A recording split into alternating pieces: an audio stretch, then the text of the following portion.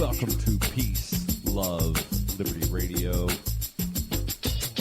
online at fppradio.com. You might notice a slight difference in the sound of my voice. That's because I've been congested for several days. Apologies on not having a show on Friday. I tried to record a show. I began the recording of a show, but because of the congestion, and I'm not sure if it's a cold, a chest cold, or what, but because of that, I started coughing, and I stopped and started again, and I could get maybe 3 sentences out, and then I would start coughing again. So it was just not going to happen. But I do feel, believe it or not, I do feel better today. I know I don't necessarily sound all that good because I am still nasally congested. So, that makes breathing rather difficult. But I will be able to do a show today. And just to sort of describe the feeling, I was coughing so much Thursday and Friday and even Saturday, but on Friday it felt like someone had kicked me in the chest really hard. And not just like a regular person, but like someone with mule strength. And I've still got a little bit of that pain, and I've still got a little bit of a cough, but it's nowhere near as bad as what it was. So I will be able to, power through, do the show for you. And just a reminder, every Wednesday is the Ask Me Anything. So you can send those questions, ama@fppradio.com. I will get them answered on Wednesday. And I've already got a couple of good questions submitted so far. But, of course, you can send more. I definitely make time to answer all of the questions that I get, whether it's 1, 2, or 5. Or more than 5. I don't think I've ever had more than 5. I think it was either 4 or 5 was the max that I ever had for an AMA. But still, send those in. ama@fppradio.com. So there's some interesting news.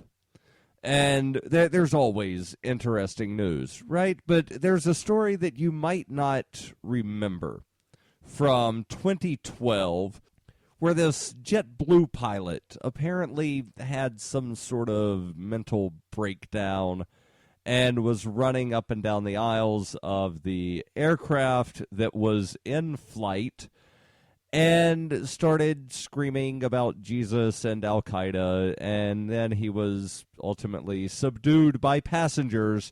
The flight was diverted. Well, now, almost 3 years later, this guy has decided to sue the airline. So I've got that story here from Reuters. The story says a former JetBlue Airways pilot whose midair meltdown forced an emergency landing of a 2012 flight sued the carrier for $14.9 million, saying the airline should have grounded him because they knew he was incapable of flying. Now, before I continue, let me just sort of explain the audacity of this guy. This guy is saying that other people are responsible for him. And, of course, in a free society, you would be free, in my view of how free societies would work, you would be free to designate someone to be your master if you wanted to do so. But that other person would have to consent to be your master. And I don't think that employment contracts are necessarily that sort of thing to where it's not a master-servant contract in the sense of they are responsible for everything you do. An employer is responsible for paying you if you, as the employee, perform your job. If you are not performing your job, then the employer is no longer obligated to provide you a paycheck. They are not in any way responsible for you after they terminate you.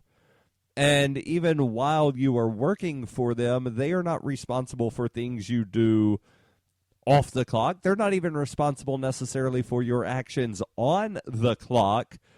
You are responsible for your own actions as an employee, and it is your duty and your obligation to make sure that you are able to do the job that you were tasked to do.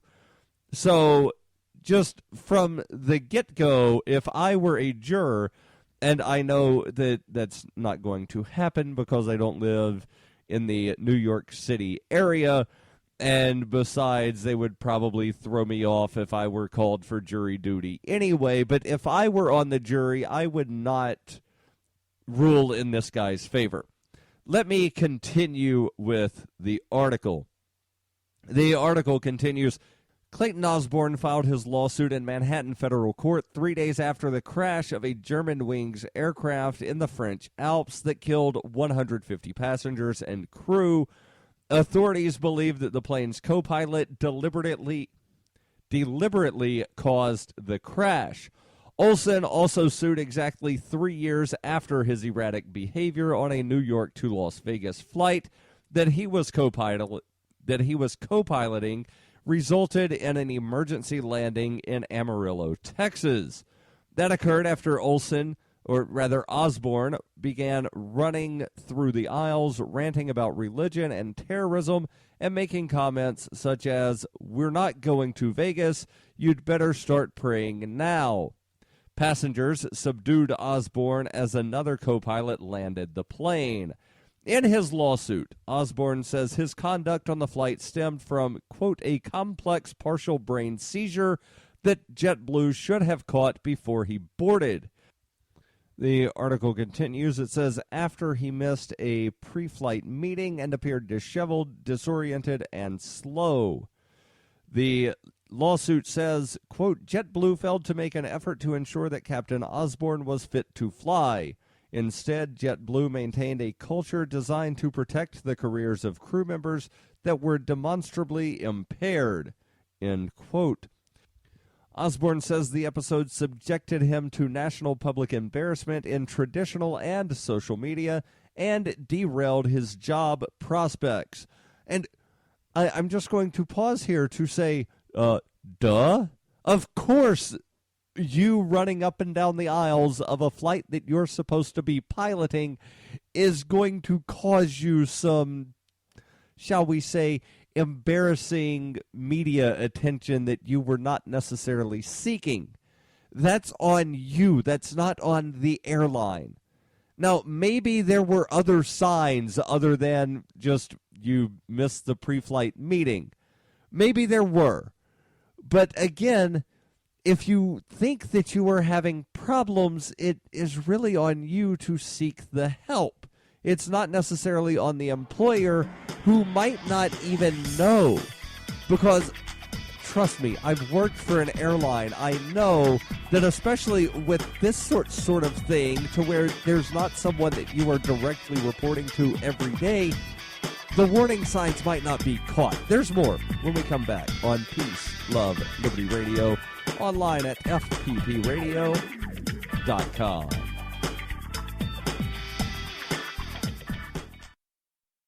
During the 2013 Porcupine Freedom Festival, Davi Barker presented an idea for a renegade psychological experiment. Since then, he has refined his idea and put his plan and research into writing. He explains, we aim to show the world beyond a shadow of a doubt that power corrupts absolutely and corrupt authority deserves no obedience. Authoritarian Sociopathy is available from Amazon.com and all major bookstores. ExpressCoin is the best choice for buying Bitcoin, Litecoin, Dogecoin, and more. ExpressCoin prides themselves on their customer service, so much so that the back end on the website should allow them to be even more focused on your needs. Get your cryptocurrencies with money order, check, wire transfer, or cash deposit. Get started at expresscoin.fppradio.com. That's expresscoin.fppradio.com. You can support FPP Radio by shopping online. Whether you're looking for t-shirts, precious metals, bitcoins, or books, you'll find that and more at shop.fppradio.com. There's an Amazon shopping iframe built into the website, or you can shop directly from FPP with Bitcoin in the Bitcoin store. Every purchase you make from one of my affiliates at shop.fppradio.com helps fund FPP Radio. That's shop.fppradio.com.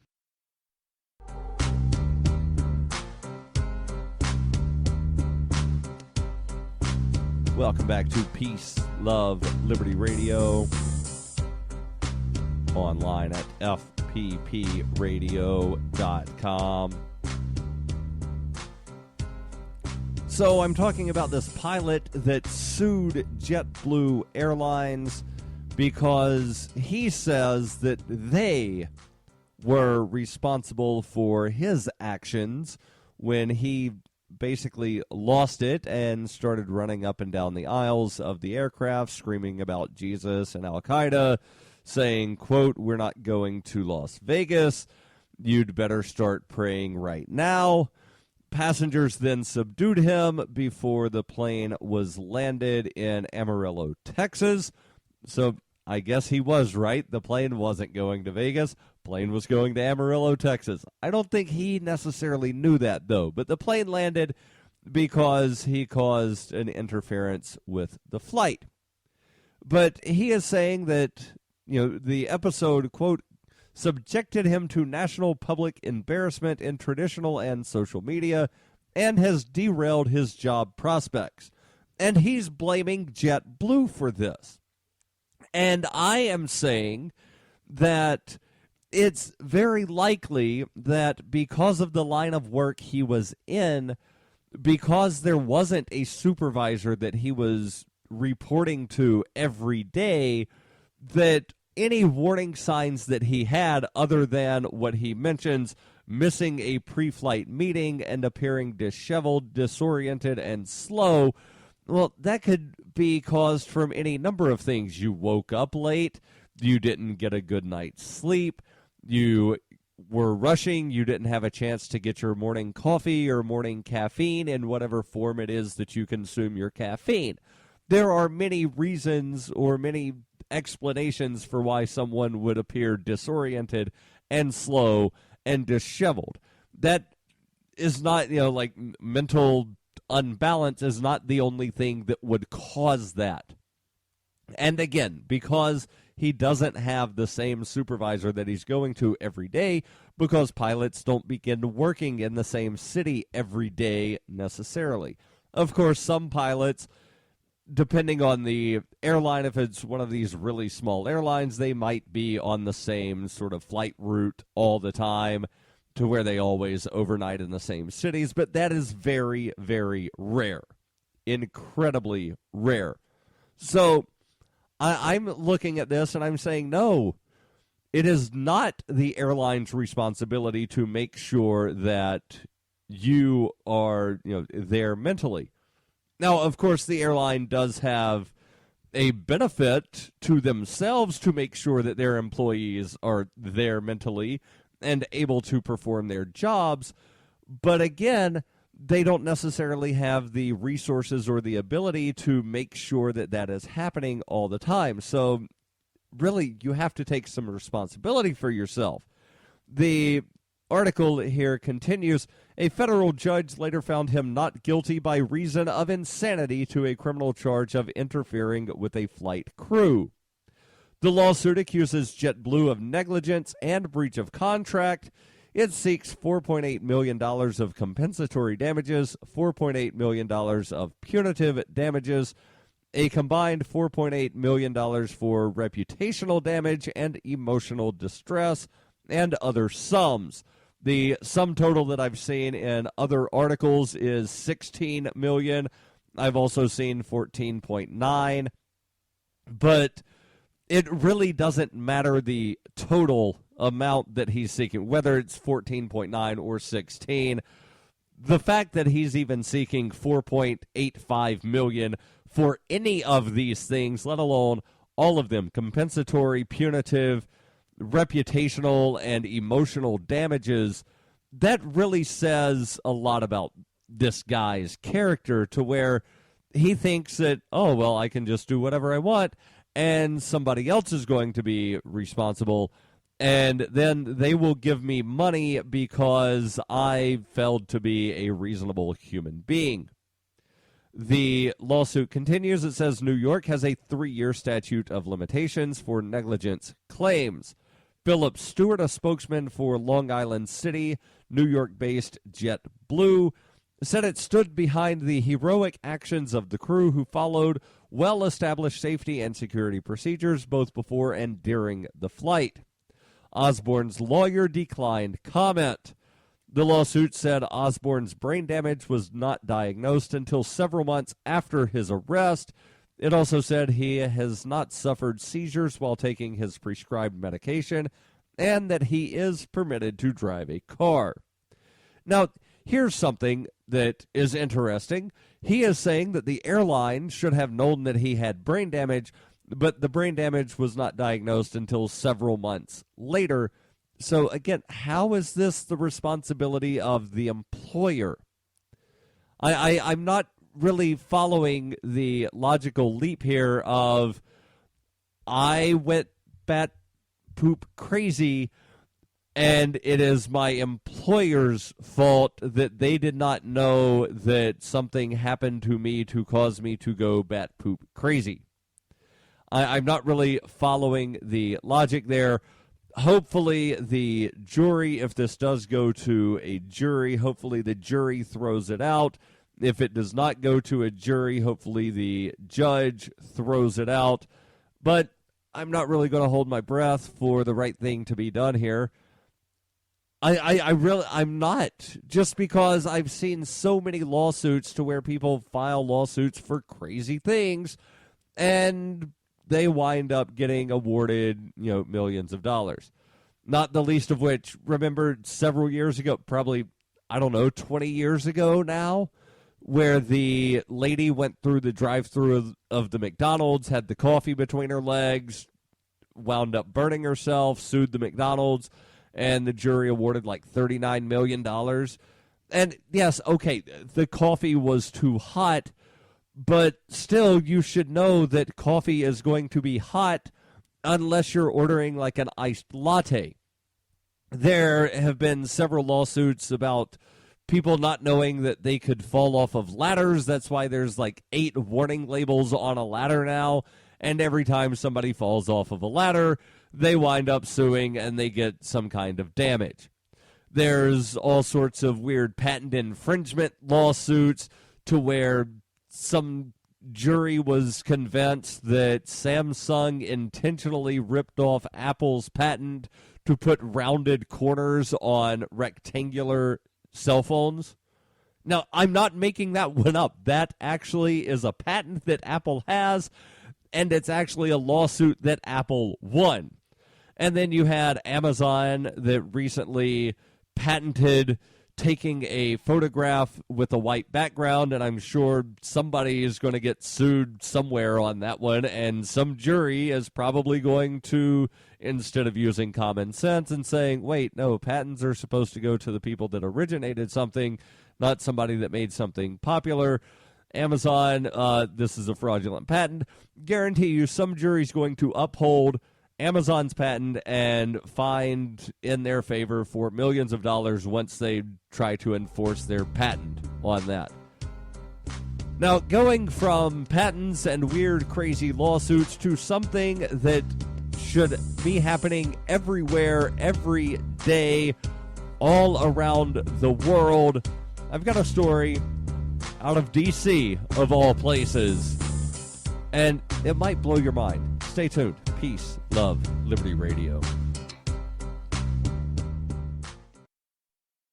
You can support FPP Radio by joining the Fans program. Fans are friends, allies, and Numery supporters. Fans help FPP afford to produce more original content. You can join the Fans program for as little as $3 per month or any amount of Bitcoin per month, thanks to the recurring payment options provided by Coinbase. To learn more or to join the Fans program, visit fans.fppradio.com.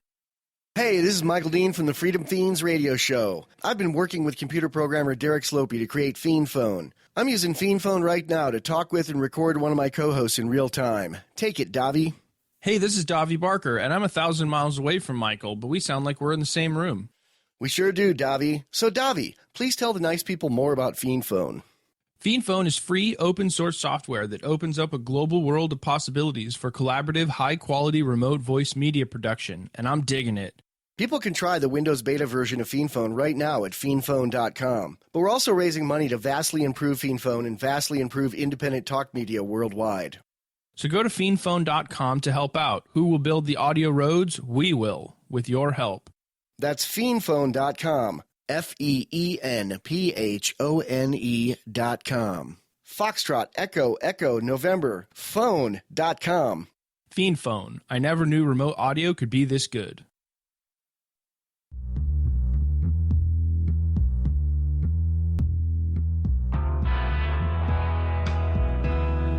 Welcome back to Peace, Love, Liberty Radio. Online at fppradio.com. So what happened in D.C. late last week that actually has me, thinking this should be happening everywhere and more than just once or twice? Well, apparently, because of the cannabis legalization measure that went into effect in February that voters in D.C. adopted last November, it is perfectly legal to give someone cannabis. Yes, I know. That's strange, right? Generally, these legalization measures say you have to tax and regulate and all these other things, but because of the manner in which the initiative and referendum thing is available to D.C. residents, they can basically make something legal, i.e. remove it from statute, but they cannot implement taxes or fees or other things. So what happened was this cannabis legalization measure went into effect to where people can have a certain amount of mature plants in their home. They can have a certain number of seedlings in their home. They can have a certain amount of cannabis on their person without getting a ticket, without arrest, etc. And they can obviously trade seeds. They can gift up to 1 ounce of cannabis. And I believe they can gift an unlimited number of seeds. So the DC Cannabis Campaign did something last week, and I've got the story here from UPI. Residents of Washington, D.C. lined up for free cannabis seeds Saturday in a giveaway resulting from last year's successful ballot initiative to legalize cannabis in the District of Columbia. The event, sponsored by the D.C. Cannabis Campaign, was held Thursday and Saturday and saw hundreds of D.C. residents over the age of 18 line up to receive and trade free seeds. More than 3,500 people signed up for the giveaway, which saw distribution at some local restaurant in D.C. and at the D.C. Cannabis Campaign headquarters on Saturday. The article continues. It says, legalization of marijuana for consumption and growth, known as Initiative 71, passed 7-3 last November by D.C. voters, who now join Colorado and Washington State in allowing use of cannabis for recreational purposes. The initiative, which went into effect in late February, allows D.C. residents to use the drug out of view, meaning that you can't walk down the sidewalk smoking, or although technically you could use a vaporizer with like a cannabis oil or a cannabis tincture in it, and no one would really know the difference. You could also, if you had a tincture, you could put the tincture under your tongue. You could put it in a glass of water, mix it up, and then drink that in public. Nobody's going to know that you're necessarily using cannabis in public. You could also consume edibles in public. Basically, what they don't want is people smoking joints in public. The initiative also allows people living in Washington, D.C. to cultivate 6 seedlings and up to 3 mature plants with a limit of 12 plants per household. Now, you might be asking, well, wait, 6 plus 3 equals 9. Why is there a limit of 12? Shouldn't it be 9? No, it should not be 9. It should be. I don't think there should be a limit because, you could have more than one person living in a house. So each person should be allowed to have this many plants. But, that's neither here nor there. And I know a lot of people will look at this and say, well, it's not really legal. Well, yeah, true. And, of course, there's no provision for allowing recreational sales of cannabis. You cannot sell cannabis in the District of Columbia. You can gift cannabis to someone. And the way the thing is written, they can't give you something in exchange for that gift.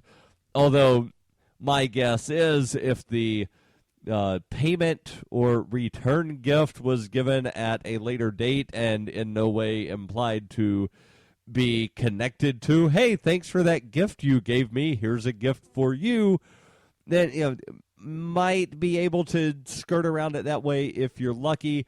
But this is really one of those things to where it's a lot closer to actual legalization. And what do I mean when I say actual legalization? Well, my view of cannabis legalization is the same as my view of legalization of tomatoes and, well, quite frankly, crystal meth. There should not be any mention of the substance at all in any statute, in any regulatory document, etc. So, for instance, a lot of statutes will say anything on the Federal Controlled Substances Schedule 1 is illegal in our state. Well, there should not be a Federal Controlled Substance Schedule 1, 2, 3, 4, 12, 1 billion, infinity, etc. Shouldn't exist. Should not be a list anywhere.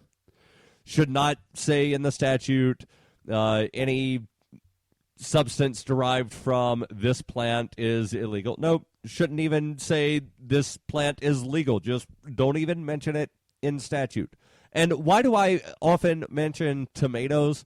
Well, I currently am in New Hampshire, and the New Hampshire statutes do not have the word tomato anywhere in them, meaning that tomatoes are perfectly legal in every sense of the word. I guess some people would take issue and say, well, no, they're lawful because there was never a statute saying that it's okay to have, because the word legal derives from the Latin that means this and that means that, and then because of the Magna Carta this and that, the word legal means that it's anything that a government has approved, so it's lawful if they don't mention it at all. Whatever. You're not going to jail in New Hampshire for possessing a tomato, for growing a tomato, for buying a tomato, for smoking a tomato. And you can smoke the tomato leaves, the actual tomato fruit. It's not a vegetable, but the fruit of the tomato plant. I don't think that would be very good smoked, but people have in the past used the leaves of the tomato plant to roll cigars. So, yes, you can smoke tomatoes. Again, it's not the actual fruit, it's the leaves. and there's supposed to be like small amounts of nicotine in there. But tomatoes, perfectly legal to buy, sell, etc. Of course, they could get you for, you're conducting business without a permit, but that's not directly because it was a tomato. That's just because you were doing business. Oh, and final thing, the D.C. police, they were at the seed sharing, didn't do anything. Seed sharing, not prohibited, says the D.C. police spokeswoman. This has been Peace, Love, Liberty Radio.